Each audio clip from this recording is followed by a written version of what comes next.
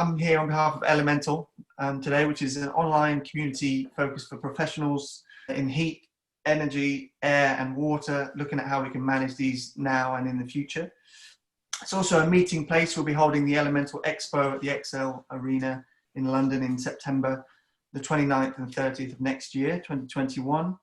And today we have a panelist. You've all introduced yourselves to one another, but we've got Paul Rodgers here from Trustmark, and we've got Matthew Holloway from Quidos, and we have Victoria Burrows from the World Green Building Council, and Catherine Garrido from Quidos, and Jason Cox from the Armstrong Fluid Technology.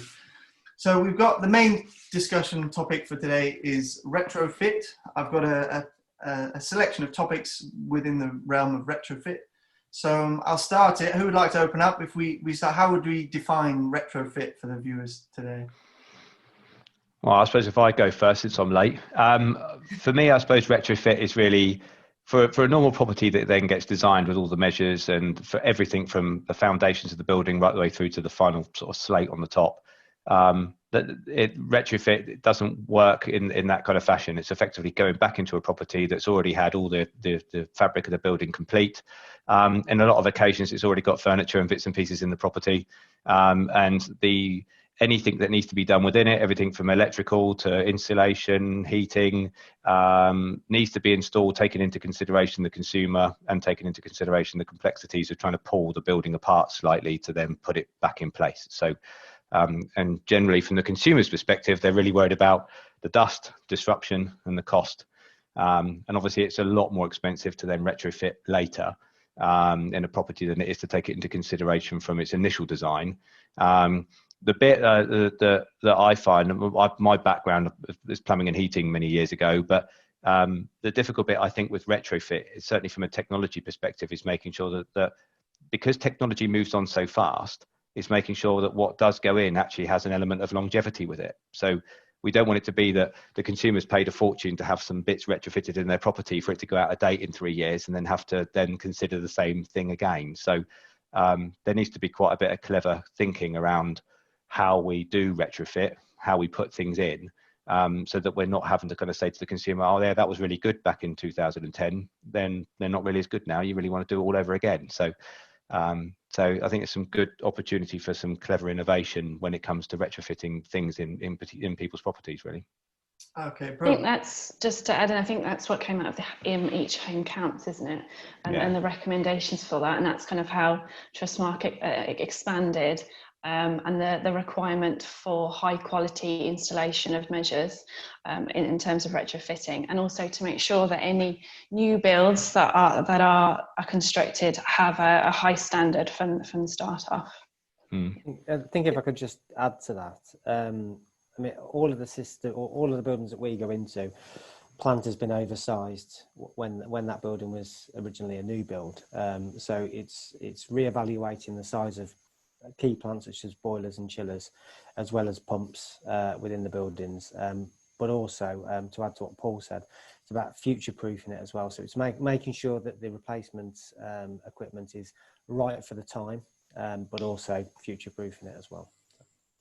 It's actually sort of extending the useful life of a building to upgrade it to within measures that we now know are more appropriate to where it perhaps might have been built initially, based on more sophisticated energy modelling, based on the development of some of these technologies, and also bearing in mind that usually renovating an existing building will have a much lower carbon footprint over its lifetime to extend the building's life than rebuilding from new. And so making sure there is that future-proofing element, but also an adaptability element, thinking about how you can maximize the waste that comes out of that construction process or that retrofit process to be reused in other projects, maybe as part of a circular economy or material banks that we're starting to see pop up all over the world. So it really, as a sort of broader term, it's really about that extending of a building's useful life, but for the better, to make sure it has a higher performance quality as we continue, to upgrade our standards. I think the biggest danger with a traditional upgrade, as we would refer to it, is like for like. So, a 500 kilowatt chiller is installed.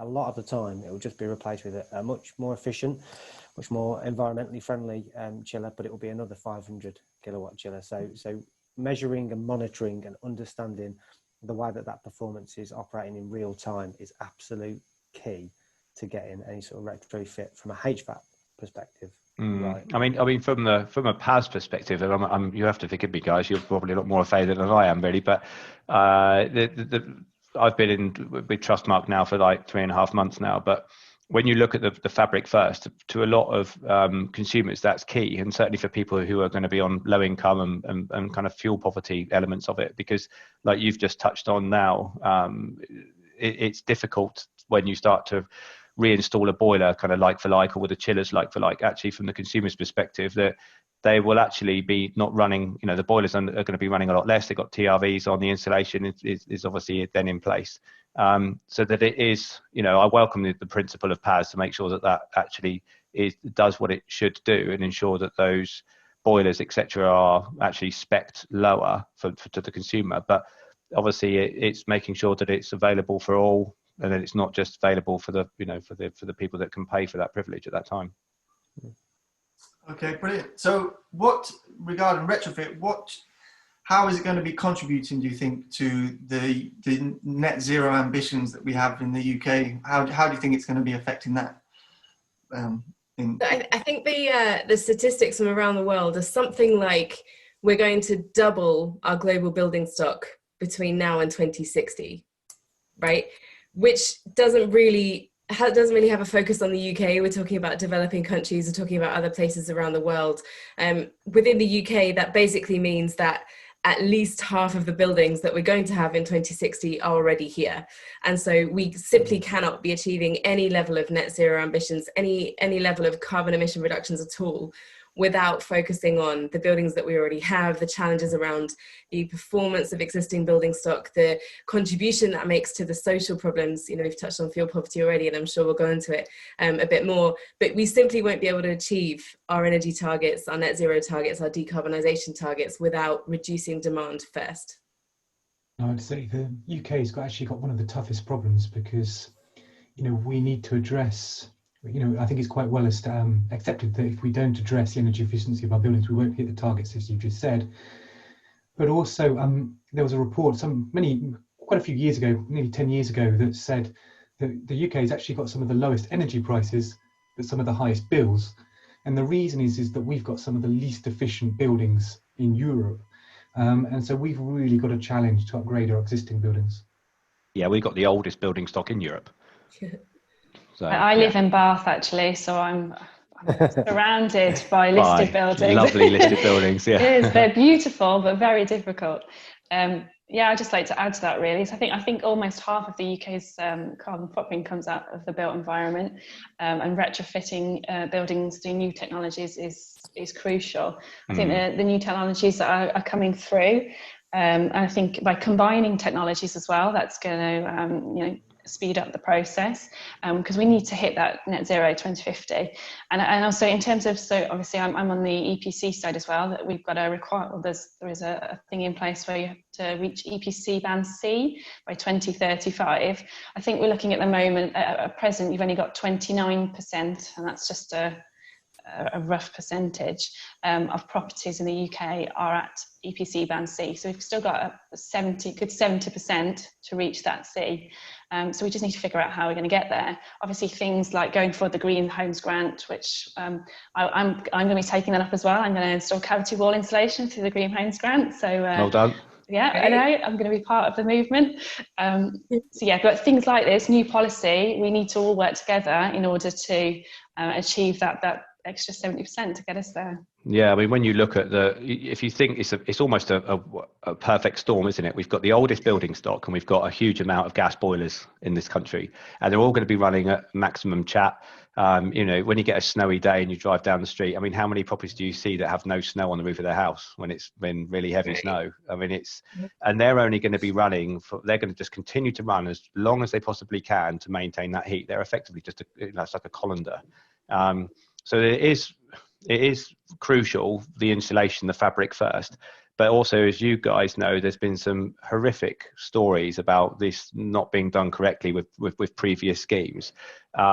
So as much as we're trying to deliver this, it also comes all the way back from the people that we bring into this industry. It's the apprenticeships, it's the schemes that kind of then feed into that. It's the education from the consumer. It can't just be that we just literally just drop everything and then say, you know, we're going to change over all the boilers over to hydrogen, because that won't happen. You know, the heating sector is thinking with the Green Homes Grant Scheme that it's a bit of a golden ticket, but from my perspective of it, I think the heating industry will probably won't really have its harvest for probably about another decade. Everybody's expecting the hydrogen to kind of come in and be a silver bullet to gas, but that's not going to be the case. I mean, I love innovation and new technology and anything that's kind of involving kind of the MCS kind of renewable sector. We need to understand that we're not going to have one thing that's going to be like the electric car changes the diesel. It won't happen. We need to find clever ways of making sure that the properties we can do the things that the consumer can do quite quickly to make sure that the fabric can keep that warmth in. But then the renewable technologies that come in find very cost-effective ways of being almost not a direct replacement for everything, but the addition of heat pumps, air source heat pumps, ground source heat pumps, solar. Those bits will be key. But we may well find over a decade that there might be 11 things that the consumer could choose from, but we need to fine tune that so that the consumer there might be 5 things that actually each property will use, because our property stock here is weird. I mean, I used to live in my grandma's old thatched cottage. It was like nearly 500 years old, and then you have brand new properties that are almost like a wooden building in some ways with a little brick facade. So it's critical that the measures that we design and we put in will fit into a varying array of properties that we've got in this country. And that they are installed to a high quality as well. Yeah. And that's kind of where I like, so the PAS deals with from, the initial stages. So you've got all the advice completely through to the improvement plan and the post discussion with the customer, etc. So hopefully you're going to get those high quality installs of measures that are correct to that individual property and the occupants inside it. Which actually leads nicely onto the next question. I'm obviously having lots of different types of properties and different options to make them more efficient. What are the roadblocks or the potential roadblocks for making a successful retrofit, do we think? So I've been working for retrofits for only about 12 years now, but in my mind there are kind of 3 parts of the problem. The first bit is that you've got a very complicated system and many different things that interact with each other. And you need to understand that and its history to then recommend the right solution. So it's about choosing the right solution for the right building. You may have a good solution, but you might put it into the wrong building, and then it doesn't work. And of course, it's not just one solution, because you need a combination of measures. So how those measures interact.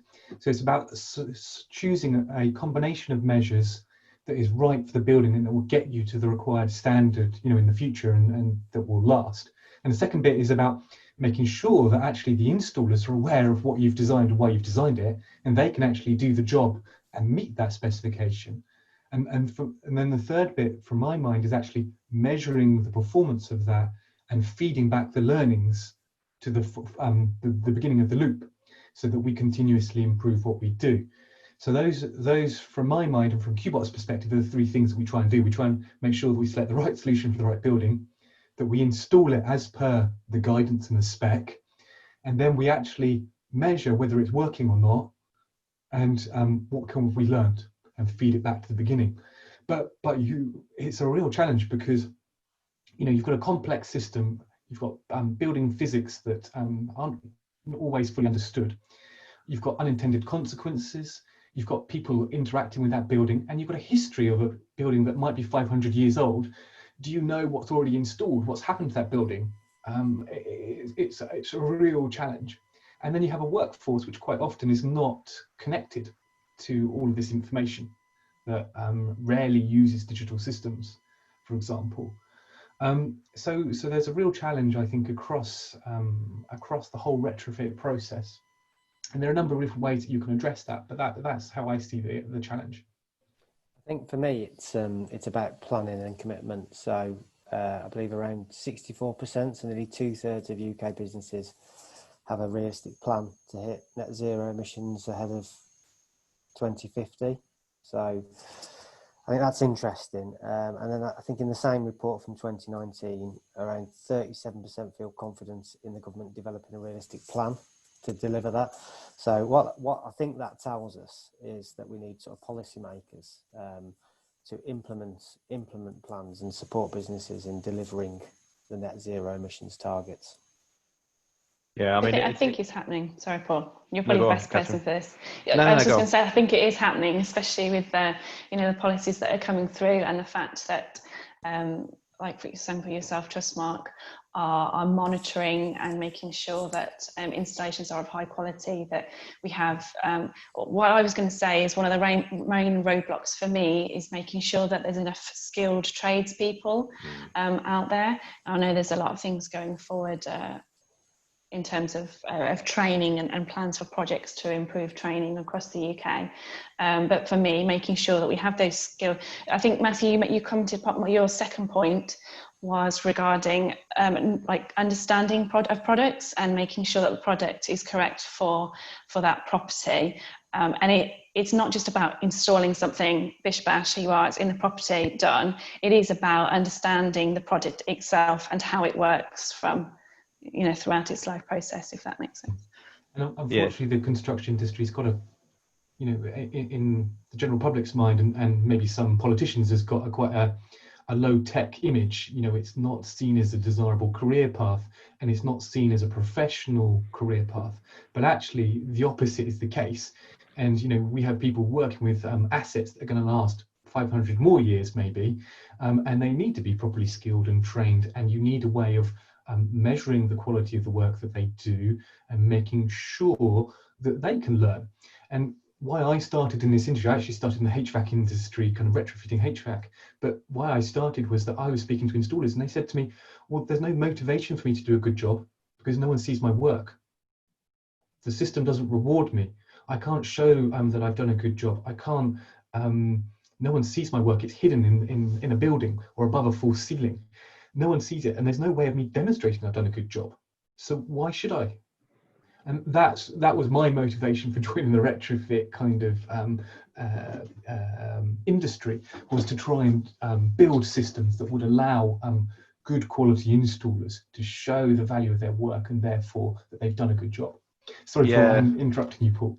No, that's right. It's interesting you say it like that. I mean, I changed from my plumbing and heating side. I did a lot with water treatment and water softeners and things, but I ended up going into the waste industry, a completely different thing that I was doing. And that go back many years ago with the recycling world, and people weren't really interested in it. The industry was really quite crude. And if you ever go to I don't know whether you guys would ever do it, but there's a show in Germany, in Munich, we used to go to quite regularly, called IFAT. And there is billions and billions of dollars worth of innovation. The recycling industry is just phenomenal now. The guys aren't standing there looking in their pair of Snickers. They are actually there in suits, worth a lot of money. And actually, you kind of look at the retrofit world and kind of actually, they should be proud. The installers really should be proud with regards to what they're effectively doing. It's from the consumer's perspective, it's a very difficult journey that they have to go on. Again, for us to go for installers to go into a property and actually turn a property round and actually make it more efficient isn't going to be a one-time hit that's going to be done in 3 days. The consumer has to obviously have a lot of disturbance. They have to take into account everything from the insulation, the electrical side, the heating side, and it's trying to instill that confidence in the consumer that the trades that are going to be doing it are going to be doing it properly, that they're not going to upset the fabric of the building in their home, and there's going to be any detrimental problems. And it's also the level of feedback for the return on that investment. So it's very difficult for the consumer to look at something and think, okay, I'm going to do that. I'm going to have to come up with £2,500. It's going to take me 9 years to get that paid back. It's a difficult journey for the consumer to go on because they want something quite quick in return. So it's a bit of education with regards to that. It's a tough challenge, but I think we're certainly on the way to it. I think I think that's the key bit where government needs to kind of step in. I mean, we're quite short term in our thinking. What am I having for dinner tonight? we're quite short term, and so telling someone that they can install something and it has a payback of 15 years, we're not able really to make that decision. And this is why we need government to actually help set policy that drives that over the long term. And I think the Green Homes Grant is great, but it finishes at the end of March. As an installer, if QBot scales up to do more work in Jan, Feb, March, and then it all turns off in April, we go bust. So I personally think that's not going to happen. I know nobody can say it, but I think really I don't envisage that the government are going to wave the flag for that money, that investment. They're only going to do it because the fiscal year finishes at the end of March. I can't see that they would want to put that level of investment into a sector to then if let's look at the figures, they want 600,000 homes done by the end of March, and they want to create 100,000 jobs. If they then decided, we're now going to finish this, all those people are effectively out of work at that point because the supply chain is not strong enough. So I look at it and think it's a good stimulus for the industry, because it will leave a foundation for basically to think that really this industry's got £2 billion being invested in it is astonishing, really. And it needs to leave a legacy for 2035. So effectively it means that education there for the installers. So I'm quite excited by it. I wasn't bashing it, just to be clear. I know you're not. I know. I'm just using it as an example that we do need to plan and commit long term. I agree. If it takes me a month or two to train up installers to get them to a high standard, to build kit and everything else, we want to know that there is a long-term plan, I guess. And I completely understand about the fiscal year. We work very closely with Bays, and I think they're doing a great job. Yeah, but I like you. I would love it that they turn around and say, this is going to now be a project that we're going to run over X amount. There has been rumours of X amount of billion that will then come later. But you just kind of want them to put a notice on the wall, and so that we could all build our businesses around it. I kind of see it as a tester, if that makes sense. I think they're just going to see, March is going to come. They're going to see, right, how much have we managed to install over the last 6 months? How many people we managed to train up? Obviously, there's the deficiency in retrofit coordinators at the moment, which we should have enough, hopefully by end of March. And so I think it's just very much a tester. And then by the end of 2021, it'll be project number 2, Green Homes Grant number 2, and it'll be changed. We've talked a lot about what the actual successful retrofit looks like. What we haven't touched on is the demand in the first place. Like, we're assuming that there's millions of people waiting for an improvement to their home that improves energy efficiency, and I think a severe lack of demand is our biggest roadblock to achieving the targets that we've been talking about. With energy efficiency, as you've mentioned, Paul, is incredibly disruptive. I've just spent lockdown renovating an apartment in Nottingham, and it was difficult, like for our neighbours, to have to be really sort of considerate, especially with so many people working from home. But it was work that desperately needed to be done, and I knew that it needed to be done. But that was because of the industry I work in. It did not come from the EPC I got when I bought the property. The EPC told me that I needed double glazing and ground source heat pump in a grade 2 listed first floor flat. But that's one of the major problems. Is that the demand is the biggest problem, right? The recent report from the Committee on Climate Change says that they think there's 540 odd or 550 odd thousand lofts requiring insulation in 2019, and only 27,000 had it done. So do we think by March we're going to have the numbers that say, we had this scheme that tried to give a boost to the renovation market to create that demand? Has there been enough uptake for us to actually ensure that it does get continued? Yeah, you're touching on seeing the value in it. Yeah, you're touching on a strong point there, and I suppose really we're only really going to know whether that happens in on the 30th when the voucher scheme goes live, and effectively the consumers are starting to do that. I mean, I spoke to a company that's taken on, as a result of the Green Homes Grant Scheme, he's taken on 10 extra installers in the last 3 months. He's got a huge amount of inquiries from consumers who actually want to have bits done. It might, what us Brits are like. We're a bit of a slow burner. We don't jump on the train until everybody else has kind of started to do it. I am hoping that actually this will start to roll, and effectively people will start to pick up on it. And like you say, not enough lofts are being done. But I do hope that actually by the time it gets to kind of February, March, actually the government will look back and say, do you know what, as a sector, you grabbed hold of this pretty well, actually. We think you struggled with what's going on with COVID and the supply chain, but actually we can see value in this. We have to do it. We haven't got any choice. It's important for us to do it. But I hope that a scheme like that, something that effectively takes the money, the upfront cost out of it that you were talking about earlier, I think the return on investment takes that out of the equation a little bit, or at least loosens the burden on the homeowner, that we do see an increase, because the lack of incentive is leading to that lack of demand. And so we as a sector then have to figure out, once there is this kind of avalanche of demand coming in, how are we going to make sure that we do achieve them in a successful way, and that we're not causing more issues, and that we rebuild the confidence of the homeowners and the consumers in these retrofit schemes, which I think is very important, because it is so incredibly fragmented. Like, having a single detached home to renovate yourself, like we've done here in France, easy. But having a mid-level terrace, flat within a block, much more complicated. And if house prices were based upon their EPC, for instance, you would kind of feel, actually. I think I'm hopeful in improvements to the system before that can happen, because there's lots of different improvements. Sorry, I was just going to say, just regarding the EPC. At the moment, an EPC can be 10 years old. So, for example, I had a new EPC done 2 weekends ago, because I bought my property, I think 7 years ago, and since then I'd installed a new boiler, I put heating controls in, and I got a different rating. But if EPCs are going to be 10 years old, how are you getting a clear picture of your property? Well, I think in the case of the UPC that I've got, the recommendations that came out of that process that we paid however much for are not relevant to the property. And so there needs to be a more robust process in the recommendations that are coming out of improving your rating. If I, as a homeowner, need to, and yes, they are worth, they last for 10 years, but nothing of those two things I mentioned has changed in 10 years. It's still a flat and it's still listed. It then needs to think about, if I'm going to have to upgrade my home to be a C rating by 2035, I need to go through that process again, even if it was only 2 years old, if those were the recommendations that it spat out. I think we need the Internet of Things within domestic properties to take on board sort of real-time measurement with regards to the performance of properties. That's the only real way, true way you're going to get accurate performance ratings of properties, and it's getting there. It's not a million miles away. I think it's closer than people think. I would say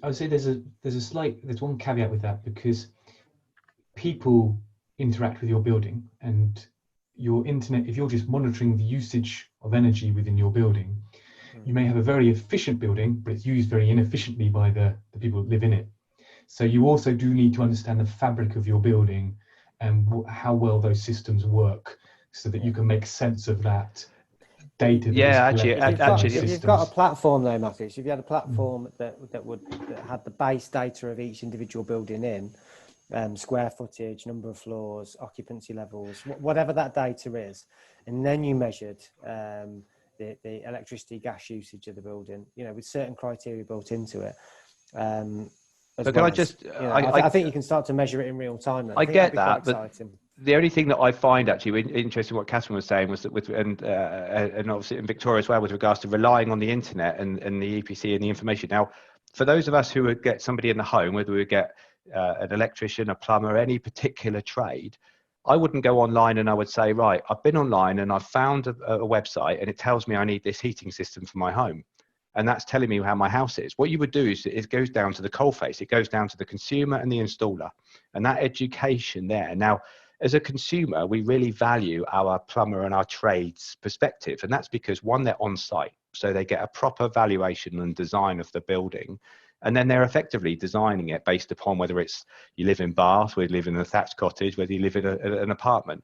And they are tailoring those measures to that property to give the consumer the best choice and option that they've got. Then they build that connection with the consumer, because you've got the consumer trusting the installer.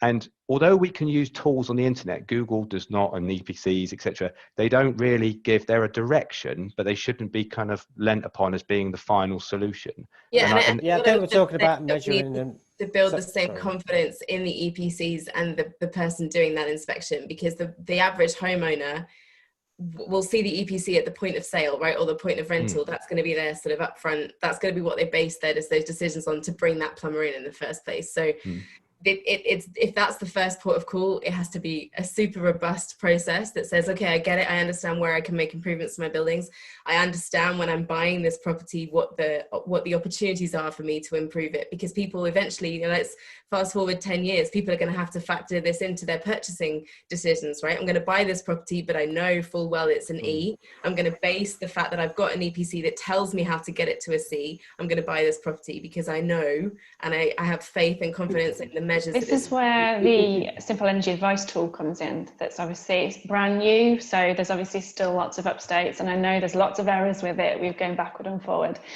with bays, etc. But the fact that they've got that tool is really helpful, and a place that customers can go to for advice, which yes takes information from elements of the EPC, but also discusses how you use your property. I think is a brilliant tool. So education. It's education, and I think that's what is massively lacking.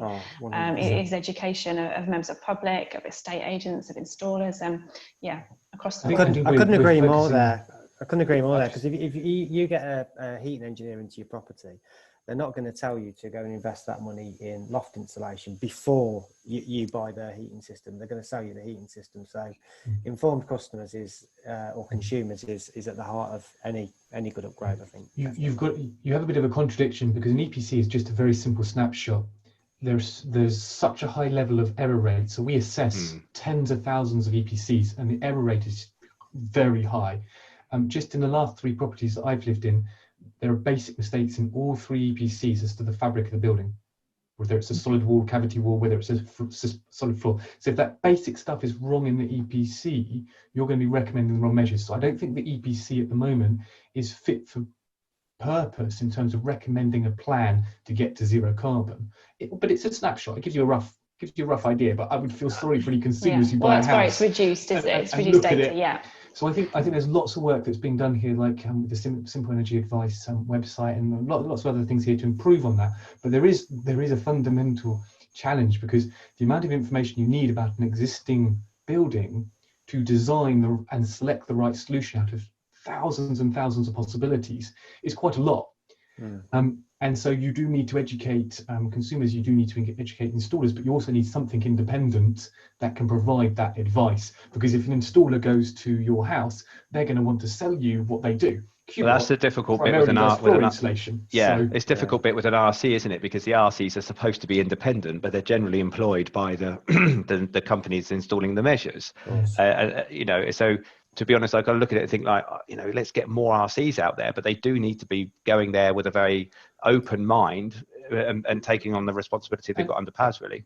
And just to kind of really, because this is key, because Qbot has in-house RCs. Okay, why do we do that? Well, if we're in the money, we lose money on the design stage, the survey stage, right? We make money if we actually deliver the work. So if the retrofit coordinators were independent and we weren't linking them up to actually deliver the install, the business wouldn't add up. I agree, so your example's a good one, because you're a good, nice, legitimate company. But for those that aren't doing it, who are kind of doing it and fitting boilers that are broken, so I think in PAS it's 5.4.3, where you can fit a boiler that's been broken and they're in distress, but they have to fit one measurement of insulation. But if it's broken, they don't need to do it. There's boiler manufacturers companies going out there fitting it and saying, oh, they're all broken. It's sort of like, yeah, it's funny that, isn't it? So so for me, I want to find mechanisms and ways not to stop that, but find ways that if they are genuinely broken, what evidence is there to prove that it is? Because in my experience, it's very rare that you've got a boiler that's completely had it, that you have to completely replace. Agreed, there's an issue with trying to source equipment, but actually, for you, Matthew, with Qbot, I could see why you do it. It's the right thing to do for your business. But there's a lot out there that aren't doing it right. So.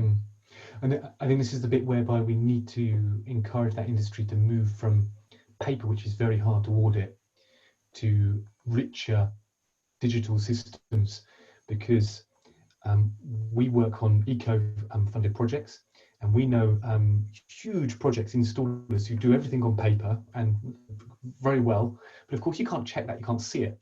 We go around to take photos, we actually make videos of what's there. And so if anyone wants to check what we've done, if they want to see if the boiler's broken, or in our case, whether the installation's been installed, they can actually go and watch the video and see the actual survey. So there is technology that's already out there that helps you solve some of those challenges and would make all of those installers accountable. And I think that's got to be key. We've got to encourage the industry to adopt those kind of solutions. Yeah, again, it comes down to consumer education, isn't it? There are cowboys out there. It's just whether we choose to use them or not. So it's just, you hope that with education, with new apprenticeships, with when you look at the plumbing and heating side from my kind of old previous sector, you want to instill that quality in them to understand that going forward. So yeah, bit of a journey really. So moving on from the roadblocks, obviously there's lots of elements to a successful retrofit, but how important is collaboration within the different industries and the different parts of the retrofit to a successful project? And do you have any examples to share with us today? I think, I don't want to feel like I'm speaking too much here really, but I think that it's key that actually that all industry, all sectors need to be talking together and working together. I think it's critical. I think it gives kudos to the industry. I think it gives kudos and confidence to the consumers, because they'll think actually not everybody's scratching around for my money. Actually, there is a project plan being delivered. When you look at it from an RC or 35 perspective, I think it's a great document. I think it's being difficult to be delivered, really. But I think there's loads of areas where people are saying, do we really need to do fabric first complete? But obviously there's issues around ventilation. There's a lot of historical problems that have come before. I've seen in my first kind of few months at Trustmark, it's an industry that is a little bit fractious at times. I would love to see it. I've come from an industry that's been quite harmonious, and people really do have a lot of pride in their profession. And obviously, look I at think Matthew, it is improving, Paul. I think. I think I do think I've only been so I've worked for Quidos for nearly 8 years, but in terms of the energy industry, I feel like we really are working together now. That's good. Even I think there's like 6 schemes across the UK that do what we do in terms of the EPC side of it, and retrofit assessor now actually. And we talk on a daily basis, where go back 3 years ago, we didn't do that, but we're working together to talk to government, to improve policy, to working together is vital, and that's throughout the sector, definitely. That's good to hear. Yeah. I think Catherine, you mentioned earlier that there's a slight shortage in retrofit coordinators. Yes. And they're, in order to comply with the PAS 2035, obviously that's a requirement for all domestic retrofits. What is PAS 2035 and how important is it? Yeah, so basically the PAS 2035 is the overarching document in terms of retrofit standards framework. I wrote a definition down here, so I think it's basically the result of 2 years compilation with the PAS 2035 steering group. And it provides specification for the energy retrofit of domestic buildings. That's what it is. It's a great document. There are many grey areas of which are being ironed out. And there has been recent changes over the last 6 months or so, if I remember. I can't remember the date. Paul, you're probably... Yeah, that's fine. But, is it worth clarifying the difference between PAS 2035 and 30? Because the two work together. Correct. They're sisters, as I like to call them. Yeah, they are entwined. So obviously there was the Each Home Counts that came out in 2016, which then found that there was some serious problems with regards to kind of delivery of retrofit and just trying to clear up all the kind of miscommunications with it really. And then there was PAS 2017 that then came out, which as one overarching document at that time was actually quite good, but it was then better that they then decided to do the 2035. It then had 2030-19, which was the installer, and then the 2035 19 that then basically then ran for the specification side. So those two really can't be taken apart. It's crucial that those two actually do work together. And obviously, as you guys know, we've got the Green Homes Grant Scheme, which has then created another little spin on it all. Obviously there was that easement then from 2017 then through to the end of March as well, which made it just a little bit easier for businesses to kind of roll into. So 2035 really is is the catalyst of making sure that retrofit is delivered correctly. But we do need to have more RCs, as many as we possibly can, really. Which they are coming through. I think because it's such an intense course that, project management is such a massive thing. We want to make sure that they're aware of each individual role in each individual stage. They are coming through, but it's just a slow process, which I would rather them come through slowly and be highly skilled and understand what they're doing. Exactly. But I think that's why they weren't ready for the Green Homes grant that's obviously starting next week. But I think for the round 2, next stage, whatever they bring out next, I think all retrofit roles will.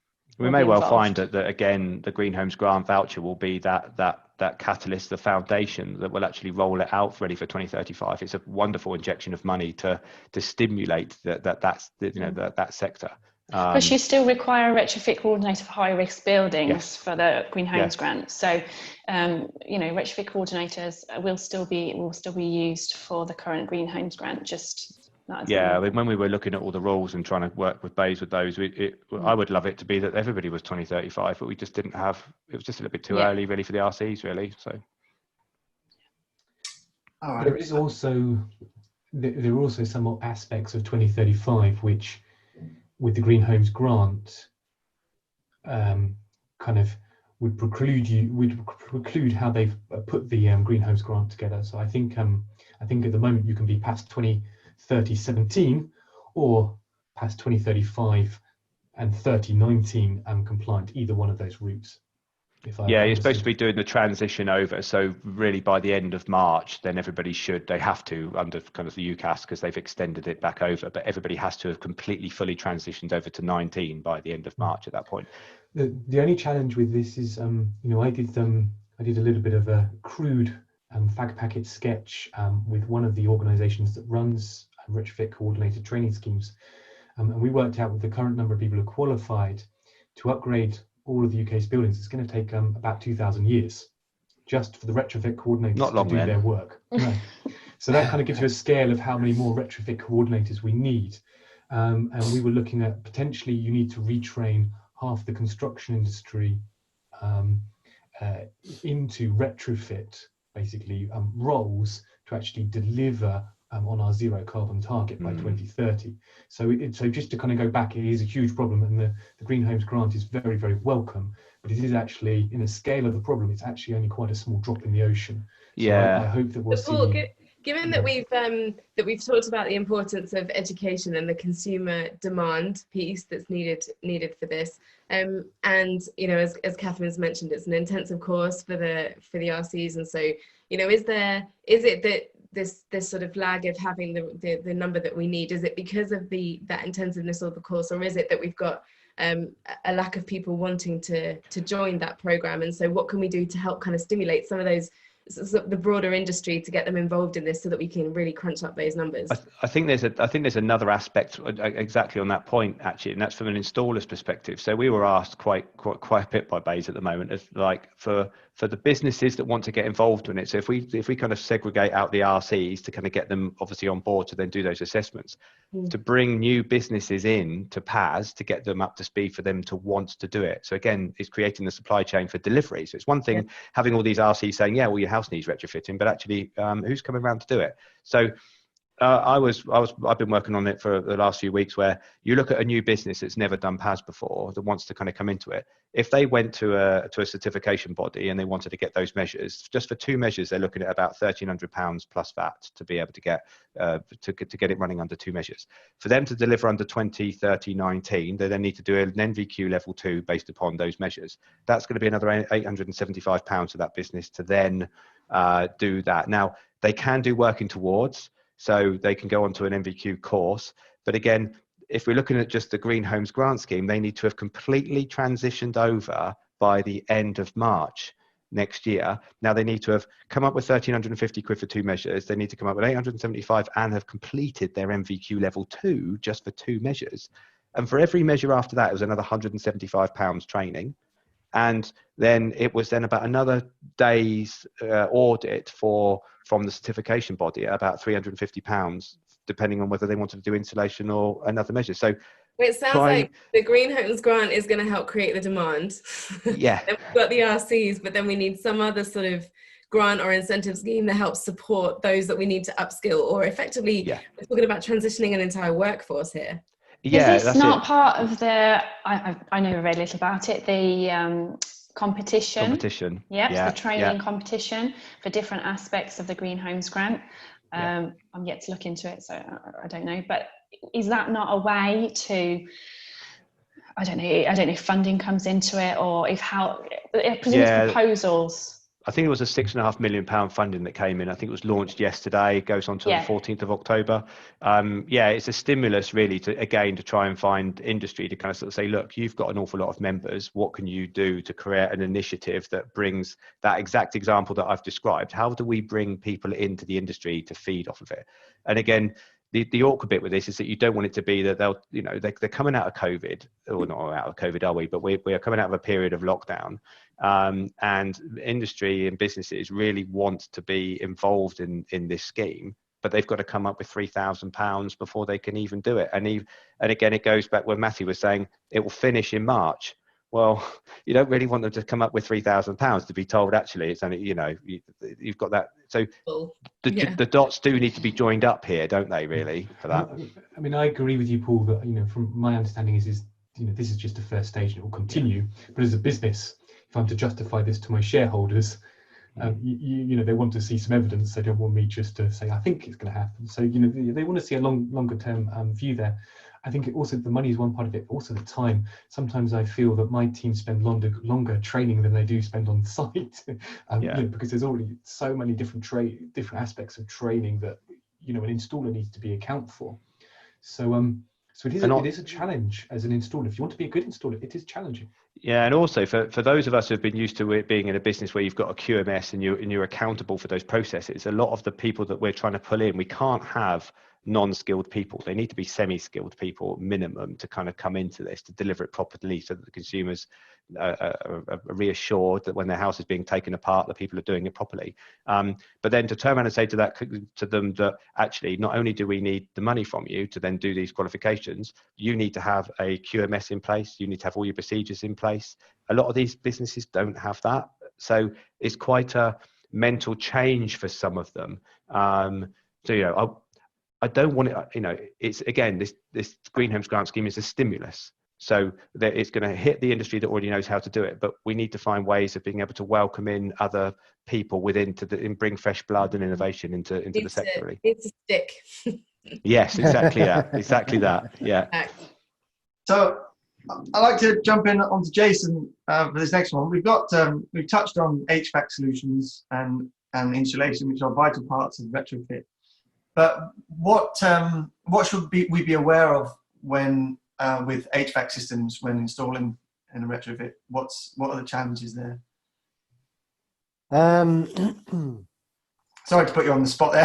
Yeah, you have a bit. I mean, obviously, it depends on the projects themselves. I mean, one of the things is a lot of our projects are commercial projects, so a lot of our experience is around commercial projects. Okay. So they're probably different to domestic challenges. Been a while since I've worked in the domestic sector, but from a commercial perspective, I mean, the challenges are wide and varied, really. I mean, it's all about. It's probably the same as domestic, actually, in terms of making sure that there's minimal impact on the occupants of any building that you're working in. That's always at the heart of everything that we do. So we just did Standard Chartered's head office in London. And retrofitted the plant room there. They've got the major data center within that building. Obviously, head office of a banking facility. It's critical business. It's a critical cooling system because of the data center that runs alongside it. So getting in and out of there and replacing or upgrading 23 commercial pumps with no impact whatsoever on the occupants was a huge challenge. I mean, the way that you go about that just depends on the customer, whether it's working weekends, whether it's staging the upgrade. And I think domestically it'd be exactly the same as well. If you're looking at insulation and a heating system within a domestic property, it's about staging it so there's minimum impact on the end user, on the consumer. And that leads perfectly on, into insulation. And what is the main role? I mean, it seems like an obvious question, but what's the main role of insulation within a successful retrofit? Well, I suppose for me, really, insulation is key. It needs to be installed correctly with ventilation. I think the historical problems that there's happened previously, it's critical that ventilation is taken into consideration, so we're not getting sweating of properties and mold and other issues there. There are some properties that don't need the insulation in particular areas. So again, it comes down to an RC that does a proper assessment on the building to ensure that the measures are delivered correctly. And then it's all the specification of the equipment and whether it's renewables or whether it's gas boilers, etc., that's then fitted afterwards. It's critical to make sure that design element has been done at the start. So insulation is key. There's no point putting in a boiler that's belting out loads of gas and it's coming out of the buildings. So yeah, I think it's a very, very important aspect of it, because it keeps the warmth in, obviously, but also it keeps the heat out as well. I mean, there's even in the summers that we get, having a very well insulated property and ventilated property will mean that the consumers will be in a home that's not quite so hot. So to break that down, Paul, are you saying that the order in which the upgrade measures are carried out is key here? So insulation first, moving through to... Yeah, they always say with PAS, which obviously I vouch for, is the fact that fabric is first, which is key. The difficult bit, I think, from a consumer sometimes is that, like a lot of us, I fitted thousands of water softeners, and I always said that if the water, when I fitted a water softener, if the water came out gold, everybody would have one, because they kind of physically want to see the change, Yeah. And I think with insulation, to turn around and say, "Oh, madam, your loft looks lovely up there," she's never been up there. She's got 250 mil of insulation, and she can't physically see the effects. But then you could almost argue that if someone's replacing a boiler, because they're coming from the heating side, if a boiler was 15 years old and it had it, and then I fitted a new Worcester Bosch in there, actually it is going to be more efficient than their old 15-year one. And if she's got TRVs and other stats, and I used to do an awful lot of underfloor heating, and if that was all done properly, it actually, from the consumer's perspective, actually they are saving energy. It is more efficient, but actually they're still venting it out into the atmosphere because it's going out through their building. But the consumer's getting an instant difference, where rather with the insulation they don't physically see it. I would always vouch that insulation is key from the start, because actually it's probably a little bit more cost efficient for them to be able to do that. So from a design aspect, what's the point of putting a bigger boiler in if it's belting out a lot more gas, really? So it's an interesting point. Making it attractive to consumers is key. I mean, you'd have to go back to the 70s when sort of domestic heating became widespread, and you might invite somebody around to show them your boiler and the fact that you've got a warm home in the winter. Whereas now, people are okay spending 10 or 20 or 50,000 pounds on a kitchen, and they invite people around to see it, and they're quite proud of it. I don't think many people are inviting people around to see their new. No, that's the trouble. Boiler, going back in the kind of the 80s, I mean, condensing boilers, everybody said that was a phase, it wasn't going to happen. And yet now it's all condensing boilers. I mean, go back into the 70s and 80s, there's about 40% odd were kind of gas. Now I think we're about 86% of properties have now got gas in it. So it takes a long time for those things to change. But actually, just by somebody insulating their loft, it will help.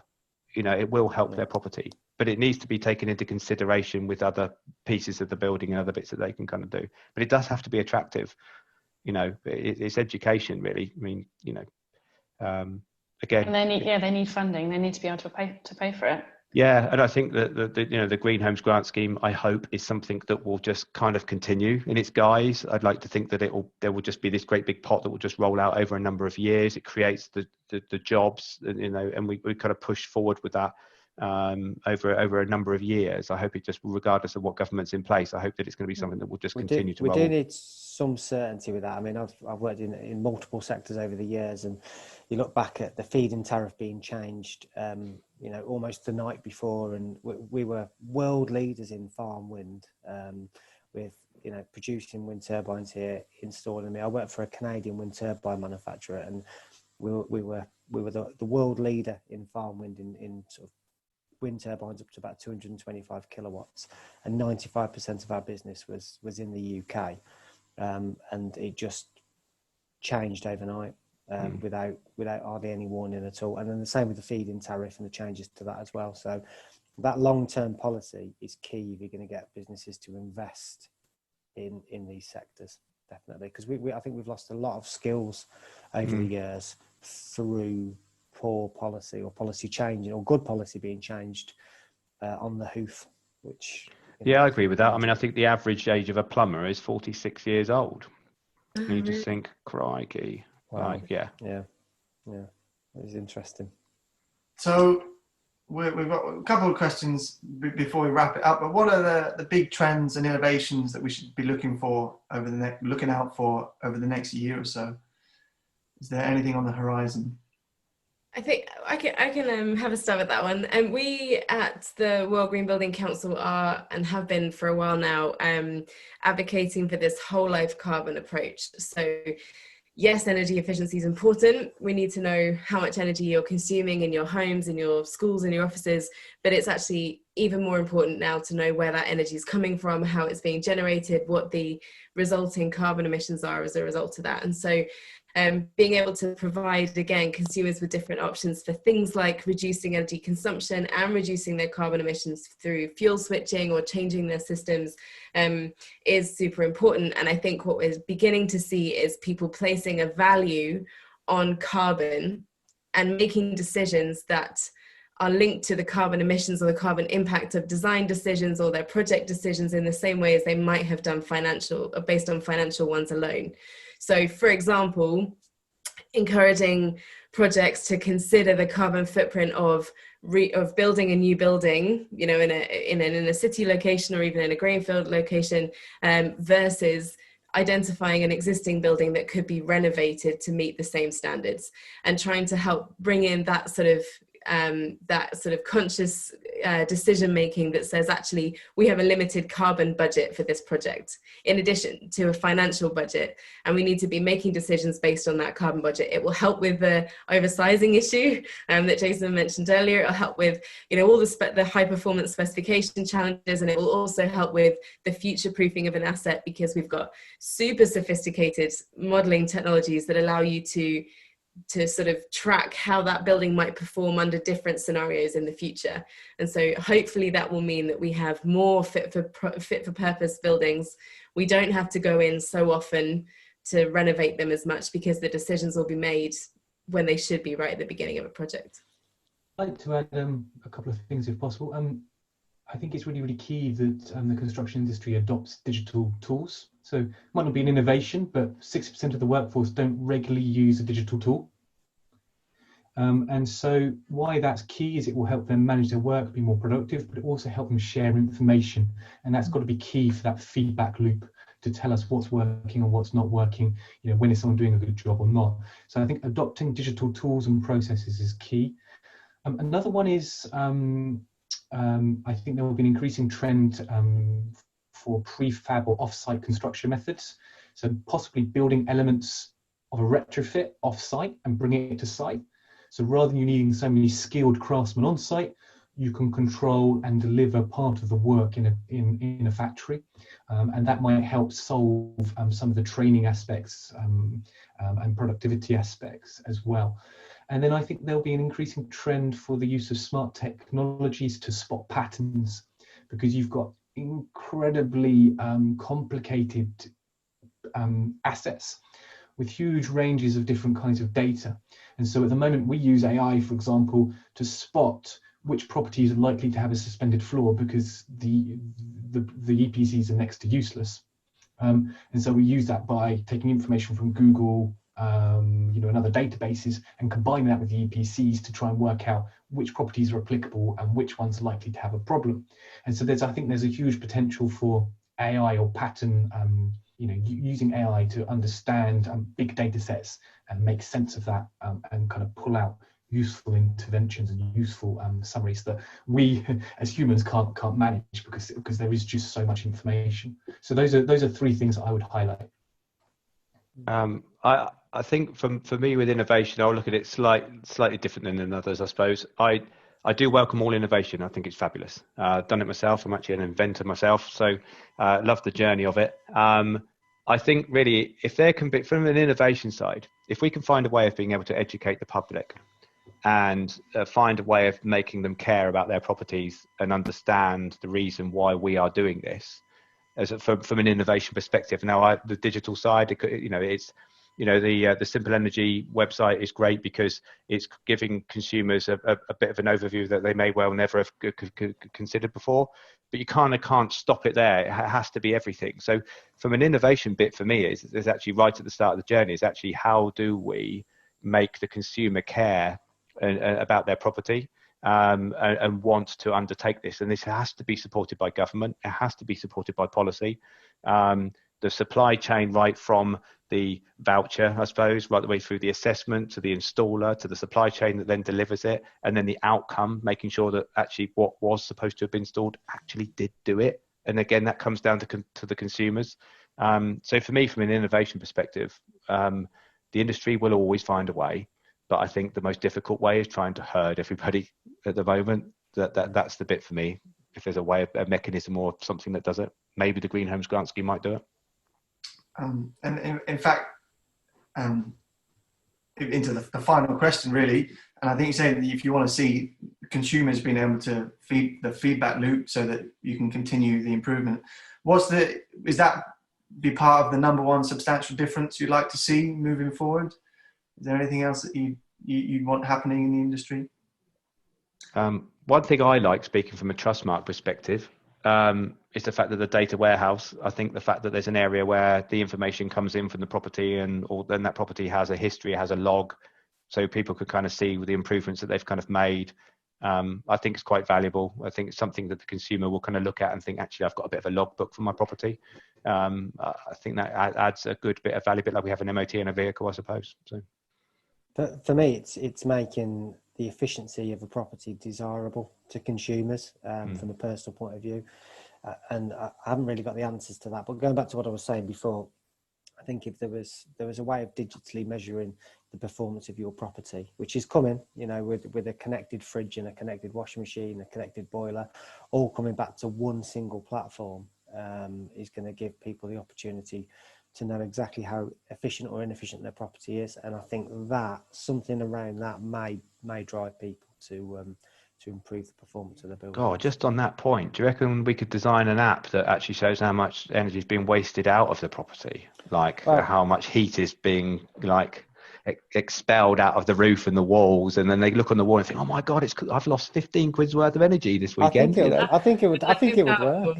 Yeah, and again, what the change I'd really like to see, and I think it can be, it has so much potential, the EPC, as a really powerful tool to drive that consumer uptake, to kind of start creating that demand. And if we can, even better, take that one step further and say, this is what your building should be consuming, this is what you're consuming now, and therefore, on a proportional basis, per minute, you're losing this much out of that window.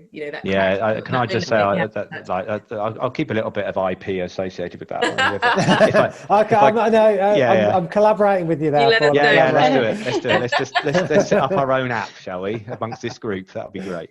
That'd be brilliant. I'd use it.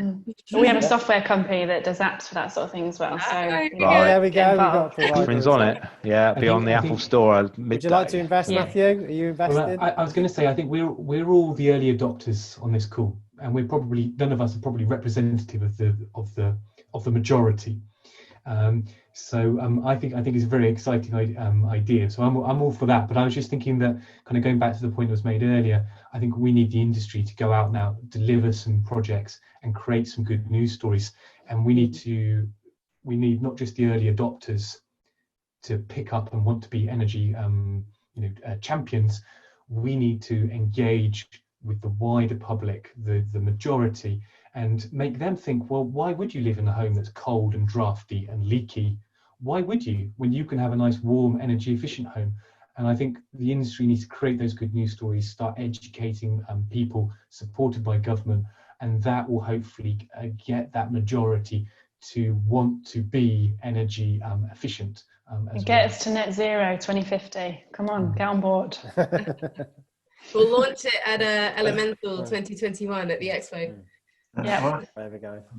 Thank you everybody so much for taking the time. It's been insightful for me, if for nobody else, But hopefully for the viewers that are watching, they've all enjoyed and been informed at the same time. So on behalf of Elemental, thank you very much for taking time, and enjoy the rest of your day. And yeah, don't forget the expo next year in September on the 29th. We'll be there. All right. Thanks. Take care. Have a good day. Thanks.